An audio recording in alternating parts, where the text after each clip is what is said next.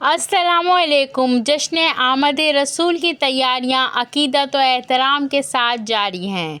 कराची में बग्गियों की रैली निकाली गई और बग्गियों को खूबसूरत लाइटों से सजाया गया।